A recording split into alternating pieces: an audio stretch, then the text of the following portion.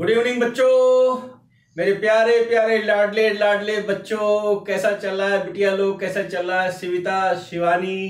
कैसा चल रहा है कीर्ति? तू पता नहीं कहाँ गायब हो गई। सलोनी पता नहीं सो गई है ना। उमंग का पता नहीं चलता कहाँ गई। और पृथ्वी भाई कैसा चल रहा है तुम लोगों का?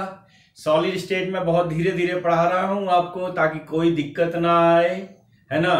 कुछ मैंने बोर्ड पर आज कैलकुलेशन लिखा है ताकि मैं इनटू मल्टीप्लाई डिवाइड सब्सट्रैक्ट न से बच सकूं, समय बचे। नहीं पता चला हम गुरुजी 2 × 2 = 4 में जुटे पड़े हैं, है ना, और उसी में सारा टाइम खत्म हो गया।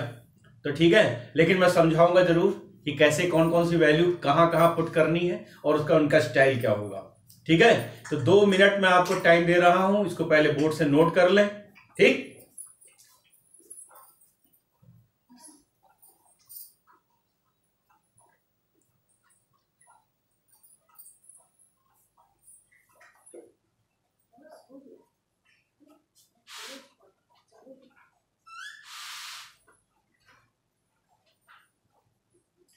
लिखा बच्चों? अब देखो सबसे पहले रेडियस ऑफ एटम। ठीक है, सबसे पहले मैं रेडियस ऑफ एटम की बात करूंगा। तो बच्चों मैंने आपको रेडियस ऑफ एटम के बारे में पिछले लेक्चर से मैंने आपको रेडियस, है ना, एज लेंथ सब मैंने आपको बताया था। तो वो क्रिस्टल के टर्म में लिखा हुआ था। एक क्यूब बना करके मैंने देखो सिंपल क्यूबिक में क्या किया था, 2 एटम को स्ट्रेट लाइन रख करके, 2 एटम को क्यूब में स्ट्रेट लाइन रख करके, तब मैंने एक का आर माना था, दूसरे का आर माना था, एज लेंथ ए माना था, ए बराबर 2r बोला था। ठीक है, क्रिस्टल को रख करके आज जो मैंने डिस्कस किया, क्रिस्टल को बिल्कुल हटा दिया है मैंने, क्रिस्टल को बिल्कुल हटा के अलग कर दिया है। अच्छा, उसके बाद बॉडी सेंटर। तो बॉडी सेंटर में चाहे ऐसे कर लो, ठीक है, चाहे ऐसे कर लो, राइट। सेंटर वाला पॉइंट आना चाहिए, बॉडी सेंटर वाला पॉइंट आना चाहिए। ठीक, इसके बाद हमने क्या किया था, फेस सेंटर वाला किया था। फेस सेंटर में कोई क्रिस्टल है, क्यूब है, उसके किनारे से आप 3 एटम लिए थे, बॉडी सेंटर में 3 एटम लिए थे।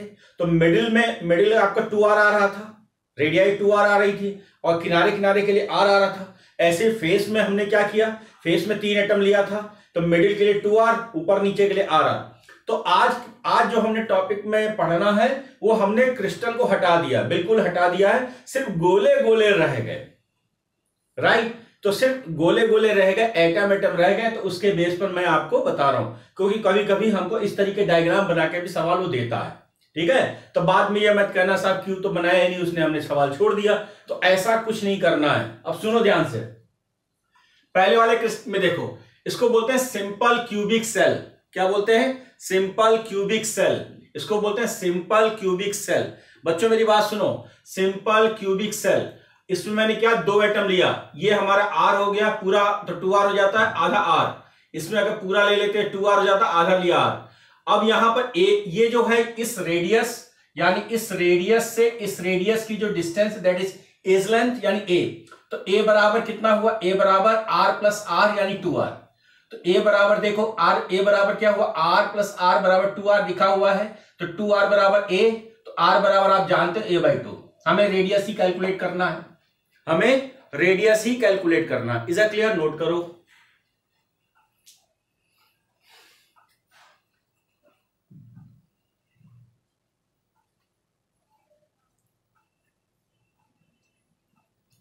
लिखा बेटा? दूसरा देखो बच्चों, दूसरा देखो, बॉडी सेंटर में मैंने क्या किया था, एक क्यूब बनाया था, एक क्यूब बनाया था, यानी एक क्यूब बनाया था, एक ये एटम लिया था, यानी कि सेंटर का बॉडी सेंटर वाला पार्ट लिया था। या मैं ऐसे कर रहा हूं तो बॉडी सेंटर वाला पार्ट लिया हुआ मैंने, ठीक है ना। तो अब देखो इधर देखो, ये आपका 2r हो गया, दिख रहा है, ये आपका 2r हो गया, है ना। और यहीं पर क्या है, आपका बॉडी सेंटर है, पॉइंट बना सकते हो, बना सकते हो बेटा। ये 2r हो गया, ये हमारा आधा r, इधर r, ठीक। और यहां से लेकर के यहां तक की मैंने एरिया क्या डिस्टेंस क्या बताया था, √3a बॉडी सेंटर के लिए बताया था, और फेस सेंटर के लिए √2a बताया था मैंने आपको, पक्का। अब इधर देखो, अब ये क्या किया हुआ है कि √3a बराबर 4r, दिख रहा है। तो r बराबर देखो बच्चों √3a/4 आया कि नहीं आया, बॉक्स में डालना बनता है।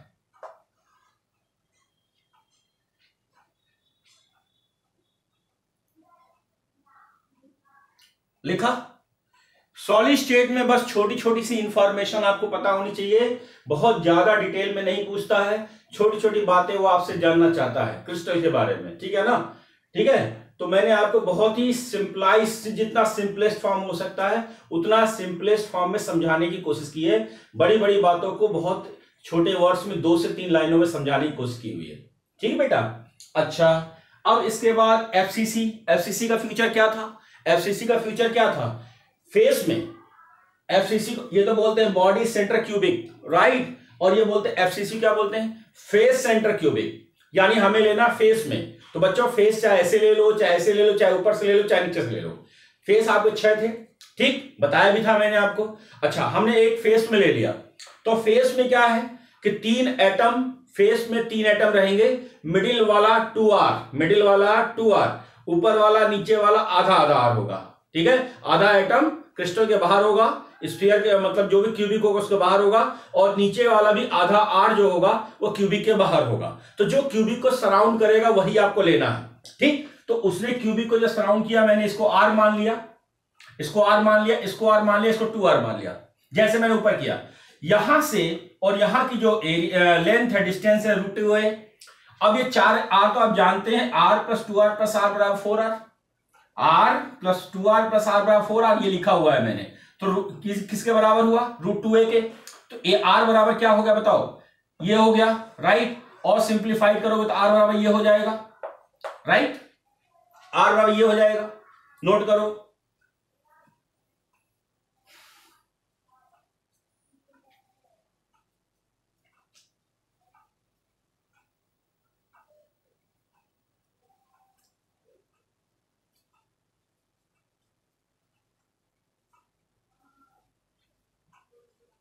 लिखा बेटा। अब हेडिंग डालो, यानी कि ये फॉर्मूले आपको 3 याद रखने हैं, ये फॉर्मूले आपको याद रखने हैं। एग्जाम में आपको जो है कैलकुलेशन नहीं करना है, यानी कि इसको आप 1 नंबर लिखो, इसको आप 2 नंबर लिखो, इसको आप 3 नंबर लिखो। ये डायरेक्ट फॉर्मूला हिट करना है। एफसीसी के लिए दिस वन, बीसीसी के लिए दिस वन, और एससीसी के लिए this one. Direct formula use करना है ना। कैसे फॉर्मूला बना वो मैंने आपको बताया है, कैसे बना वो आपको बताया है, लेकिन ये बनाने के लिए आपसे बिल्कुल नहीं पूछा जाएगा। आपसे सीधे एफसीसी का लिखते ही तुरंत फॉर्मूला करिए, दैट इज आंसर, राइट। अब देखो, हमें निकालना है volume of unit cell. Heading डालो, वॉल्यूम ऑफ यूनिट सेल, ठीक। बच्चों एक बात बताओ, वॉल्यूम, किसी वॉल्यूम क्या होगा? वॉल्यूम बराबर ए क्यूब होता है कि नहीं होता? मैथ्स में खूब अच्छे से पढ़ा है, 10th स्टैंडर्ड में, 9th में, 8th में खूब पढ़ा है कि वॉल्यूम V बराबर ए क्यूब होता है ना। ए जानते हो, एज लेंथ। ए बराबर क्या होता है? एज लेंथ में लिख दूं क्या? ए बराबर क्या होगा? एज लेंथ, पक्का? अच्छा एक बात बताओ, एससीसी के लिए बेटा देखो, सिंपल क्यूबिक सेल, देखो इस फॉर्मूले में ए बराबर क्या है? 2R, ए बराबर है 2R, दिख रहा ऊपर? ए बराबर 2R दिखा। अब V बराबर क्या होता है? ए क्यूब होता है। V बराबर क्या होता है? ए क्यूब होता है कि नहीं होता है? अब हमने क्या, 2R का क्यूब, तो 2R का क्यूब बराबर कितना हो जाएगा? 8R क्यूब होगा कि नहीं होगा? सॉल्व करो, क्या मुझे बताना पड़ेगा? 2 × 2 × 2R क्यूब, आ गया आंसर। इसका मतलब समझ में आ रहा है आपको? पक्का? नोट करिए, नोट किया बेटा? अब देख, बॉडी सेंटर्ड क्यूबिक यानी बीसीसी में आ जा, इस वाले में आ जा, पहले इतना नोट कर।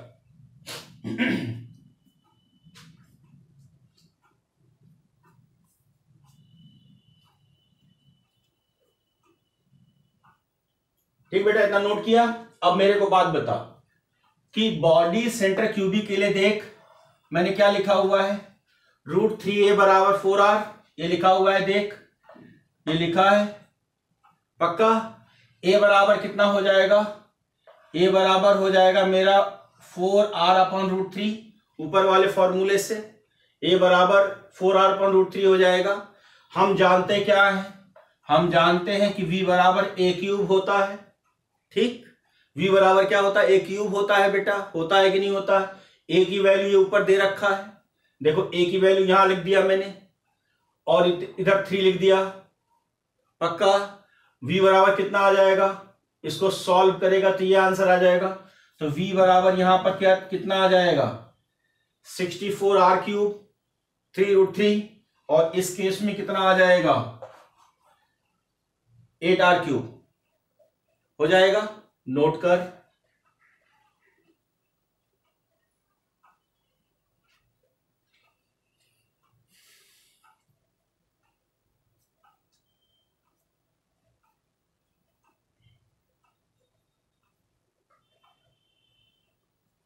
लिखा बेटा, जरा एफसीसी में आ जा, देख देख 4r बराबर √2a, ये तेरे को पता चल गया 4r कैसे आया, r + 2r + r, 4r बराबर कितना हुआ √2a, ये दिख रहा है।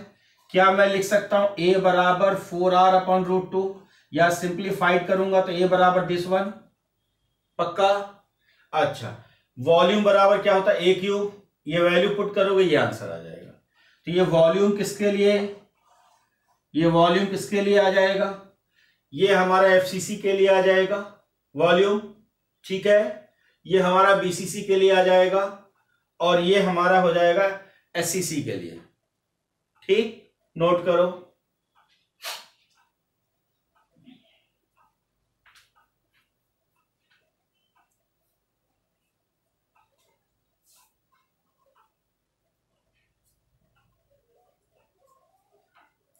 नेक्स्ट देखो बेटा, volume of atom in different unit cell. Different unit cell में अगर हम वॉल्यूम पूछ रहे हैं, वॉल्यूम ऑफ एटम पूछ रहे हैं, कोई इसका मतलब समझो कि volume of atom in different unit cell, जो यूनिट सेल आपने क्यूब बना रखा है उसमें कोई एटम ले रखा है 2, 3, एससीसी में 2, एफसीसी में 3 या बीसीसी में 3, तो उसमें जो है उसका वॉल्यूम निकालना है, उस एटम का वॉल्यूम निकालना है, ठीक है। तो हमें देखो ध्यान से, हमें फॉर्मूला हमें पता है कि वॉल्यूम ऑफ एटम का मतलब होता है इनसाइड यूनिट सेल, ठीक है। यूनिट सेल के अंदर उसने कितना एरिया कवर अप किया हुआ है। अब इसका जो फॉर्मूला हम यूज करेंगे, इस वॉल्यूम का जो फॉर्मूला हम यूज करेंगे, तो V बराबर number of atom per unit cell. बेटा number of atom per unit cell को हम लिखते हैं Z, क्या लिखते हैं, Z लिखते हैं, into volume of one atom, ठीक। तो वॉल्यूम ऑफ वन एटम, ठीक है, इनटू ये फॉर्मूला यूज करेंगे।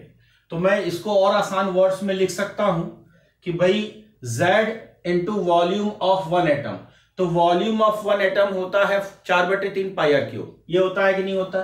तो फाइनली जो आंसर, जो क्वेश्चन हम करने वाले हैं वो इस फॉर्मूले से करने वाले हैं, राइट। फाइनली जो है प्रॉब्लम हम इस फॉर्मूले से करने वाले हैं, ठीक है। नोट करो जरा।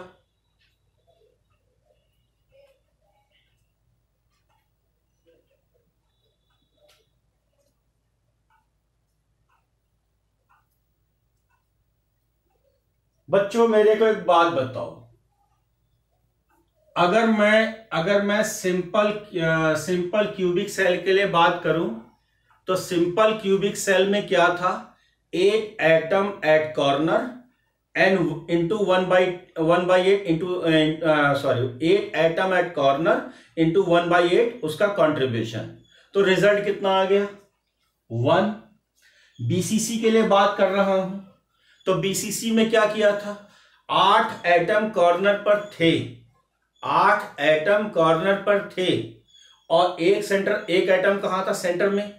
तो 8 एटम जब कॉर्नर में थे तो क्या मैंने यूज किया था, 8 इंटू 1/8 प्लस 1, याद आया, 8 इंटू 1/8, 1/8 उसका कंट्रीब्यूशन और 8 एटम प्लस 1, तो 8 इंटू 1/8 प्लस 1, 1 बॉडी सेंटर बराबर कितना आ गया 2। तो ये मैंने कितना लिखा, 2 लिखा।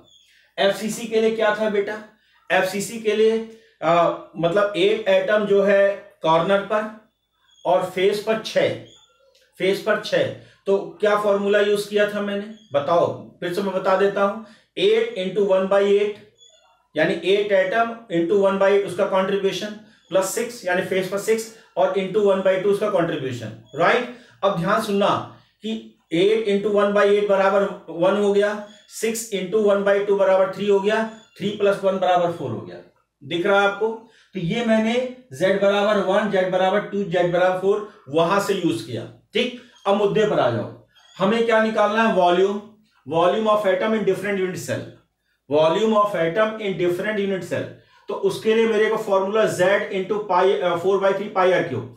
अब यहां पर इस केस में z बराबर 1 है और ये फॉर्मूला आप जानते हो। इस केस में z बराबर 2 है, ये फॉर्मूला जानते हो। ये यहां z बराबर 4 है, ये फॉर्मूला आप जानते हो। तो ये 3 केस के लिए आपसे पूछा जाता है।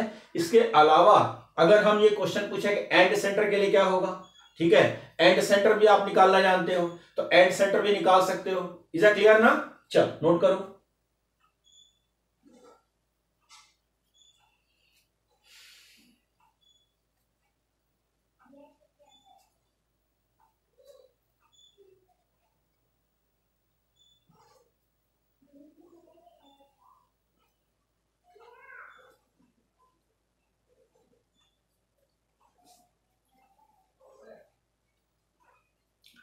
नेक्स्ट आ जाओ बच्चों, ये हमारी वैल्यूज आ गए।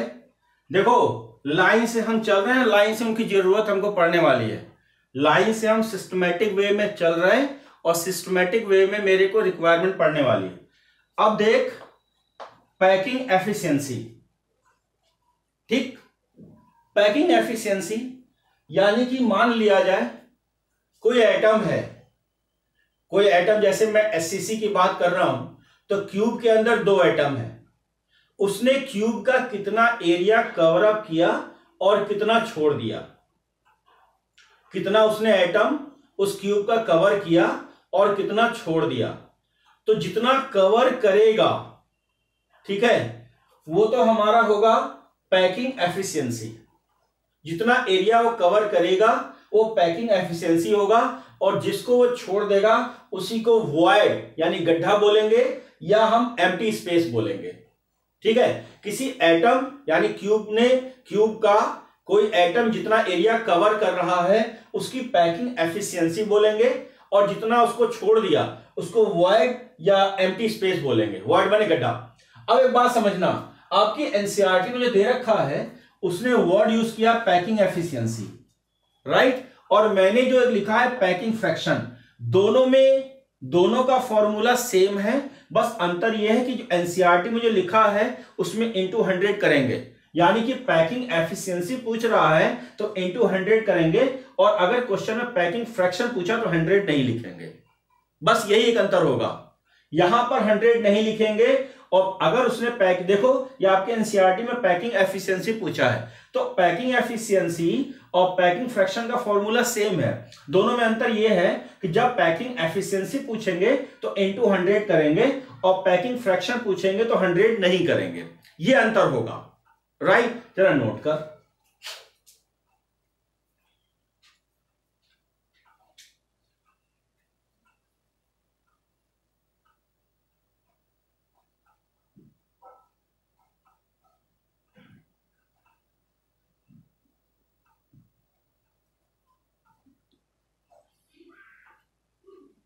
नोट किया बेटा? अब मेरी बात सुन, ठीक है। आपके एनसीईआरटी के हिसाब से चलोगे तो लंबे लंबे डेरिवेशन है, उसमें आप फंस के रह जाओगे, निकल नहीं पाओगे, है ना। इन तीनों के निकालने के लिए एक एक पेज के डेरिवेशन है, ठीक है। उसके चक्कर में फंसोगे तो आप फंस के रह जाओगे, कुछ निकल होना है नहीं है। मैं आपको तरीका सिखा रहा हूं उसी। सिंपल क्यूबिक के लिए मेरे पास जो फॉर्मूला है वॉल्यूम यानी एटम वॉल्यूम वी एटम का वॉल्यूम और volume of unit cell into 100। तो ध्यान समझना, वी एटम की बात करेंगे एससीसी के लिए, तो वी एटम हमको दिख रहा है कितना, देखो 4/3 पाई आर क्यूब दिख रहा है ना। और वॉल्यूम ऑफ यूनिट सेल ध्यान से देखना, ये कहां से लिखा मैंने, ये लिखा हुआ है, ये मैंने ये लिख दिया, ठीक है। अब इसके बाद क्या लिखा है, वॉल्यूम ऑफ यूनिट सेल। देख वॉल्यूम ऑफ यूनिट सेल ये रहा, वॉल्यूम ऑफ यूनिट सेल ये रहा, ये देखिए लिखा, इनटू क्या करेंगे 100, तो 100 करेंगे तो ये वैल्यू आ जाएगी, पक्का? ठीक है, सॉल्व करेंगे तो ये आंसर आ जाएगा, यानी इतना ऑक्यूपाइड, यानी इतना स्पेस वो ऑक्यूपाइड करेगा। अब जो अनऑक्यूपाइड निकालना है तो इसमें क्या करते हैं, 100 में से ये माइनस कर दे, यानी जितना स्पेस उसने कवर कर लिया, जितना स्पेस उसने कवर कर लिया, एटम ने जितना स्पेस कवर कर लिया उसको माइनस कर दे 100 में से, तो 100 में से माइनस करेगा, जितना बच गया वो खाली स्पेस बनेगा, तो खाली स्पेस को बोलेंगे वॉइड।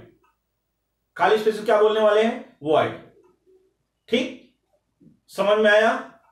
दो और कराता हूं तब अच्छे समझ में आएगा, पहले इसको नोट कर।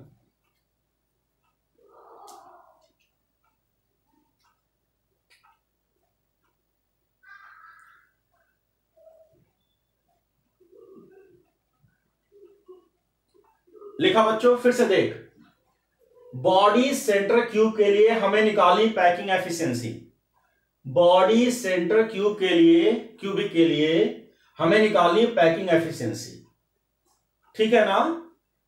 ये नहीं निकालना है, ये मैंने आपको बता दिया इन दोनों में क्या डिफरेंस है। ठीक है बेटा, अब समझ, मैंने लिखा हुआ वी एटम, लिखा हुआ है वी एटम, देख वी एटम कितना आया, 8/3 पाई आर क्यूब, ये लिखा हुआ है, ठीक है, दिख रहा है, ये निकाला है ना V atom, volume of atom निकाला है ना, तो 8/3 पाई आर क्यूब ये लिखा हुआ है। फिर क्या लिखा है, वॉल्यूम ऑफ यूनिट सेल, तो वॉल्यूम ऑफ यूनिट सेल निकाला है अभी आपने, देख कहां है, ये हमारा वॉल्यूम है ना, तो वॉल्यूम, अब देख ध्यान से देख, ये हमारा निकल गया, और वॉल्यूम ऑफ यूनिट सेल इधर इधर कहीं होगा, देख इधर, ये हमारा हो गया वॉल्यूम ऑफ यूनिट सेल, ये दिख रहा है, यानी ये फाइनल आंसर हो गया, दिखा 64 RQ 3√3, दिखा बेटा, दिखा, ये दिखा, ये देख मैंने ये लिखा, इनटू क्या लिखेंगे 100, ये लिखा, सॉल्व करेंगे तो ये आएगा, यानी कि एटम कितना स्पेस ऑक्यूपाइड कर लेगा, घेर लेगा, वो होगा 68%।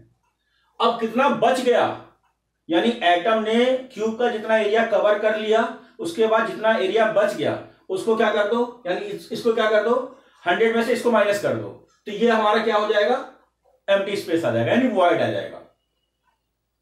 ठीक, ठीक है,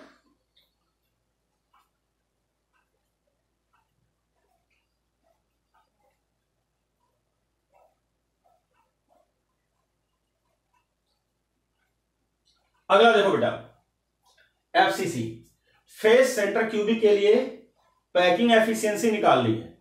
ये वैल्यूज अगर याद कर लोगे तो अच्छा रहेगा, ये वैल्यूज अगर याद कर लोगे तो अच्छा रहेगा, क्योंकि इतना निकालोगे तो इतना पूरा करना पड़ेगा, है ना?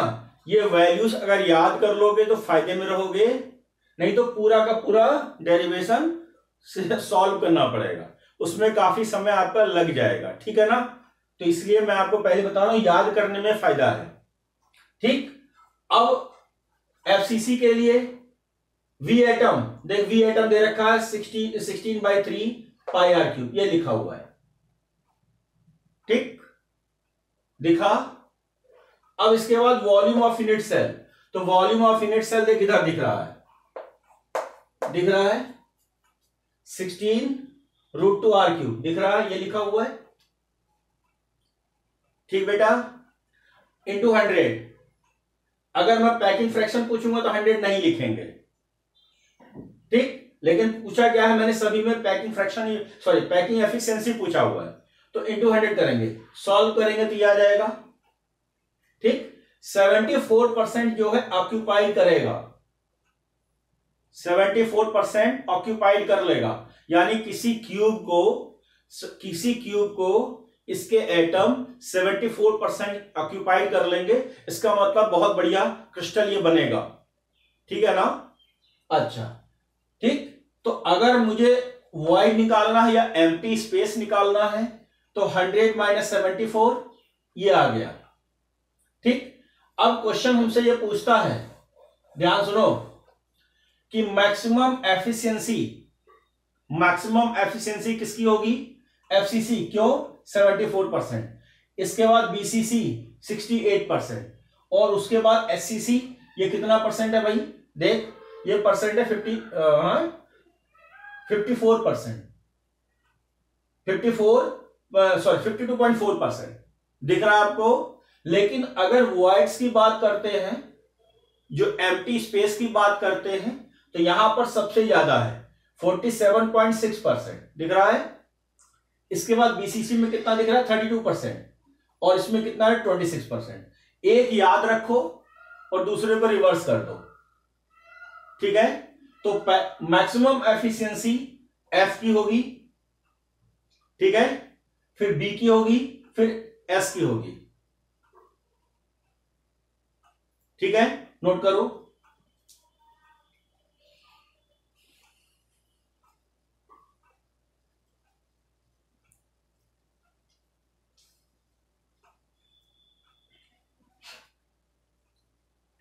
नोट किया बच्चों?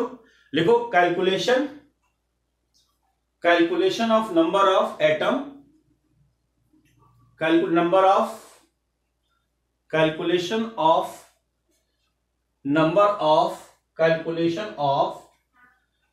Of atom in a unit cell, और formula of the unit cell, तो बच्चों ये आपका एक न्यूमेरिकल अप्रोच है ना? इस तरीके के सवाल खूब पूछा जाता है, तो मैं आपको न्यूमेरिकल अप्रोच के टर्म में इसको सिखाऊंगा, ठीक है? इतना नोट करो।